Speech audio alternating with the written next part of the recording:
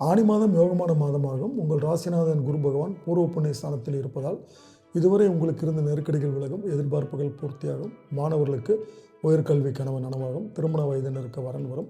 வேலைக்காக முயற்சித்து வருபவர்களுக்கு எதிர்பார்த்த வேலைகள் கிடைக்கும்.